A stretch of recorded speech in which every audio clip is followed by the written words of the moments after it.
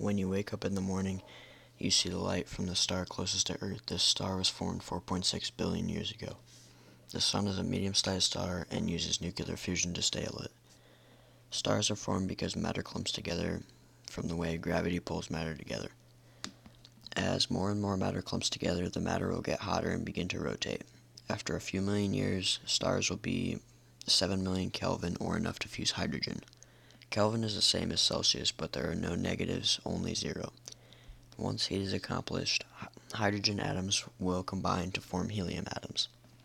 Excess electrons are left over and they leave the star's light and infrared energy.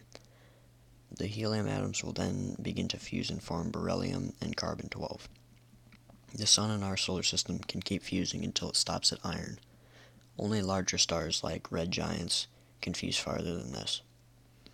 The stars will run out of energy and then they'll become supernovas and explode to form even more elements. When all is depleted from the star, they will expand to try and fuse more elements together. Our star may turn into a red giant and be able to fuse iron. At that point, it will engulf the Earth and destroy it. The star will shrink once it runs out of fuel, and then it will turn into a white dwarf.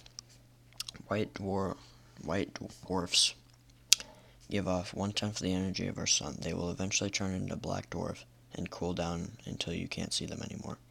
Stars that are larger than our sun will turn into supergiants. Supergiants are bigger and hotter and can fuse more elements than smaller stars. When supergiants die, they will turn into supernovas. Supernovas are giant stars that are extremely hot. They explode and form the heaviest materials in the universe. Supernovas can briefly outshine the entire galaxy for seconds or minutes. Supernovas can then turn into neutron stars or black holes.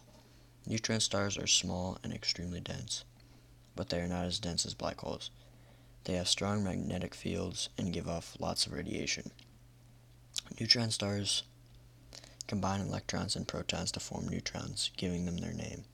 Black holes are mostly unknown to scientists, but they give off a very strong gravitational pull that light cannot escape. They cannot be seen, so scientists have to look for gravitational areas that are not normally there. Hawking radiation can cause black holes to shrink until they disappear after millions of years. The new elements and matter that is left behind from the stars will create new stars that will then explode and create more elements and repeat the process again. Stars are important to us because they keep us alive and let us do the great things that we can do.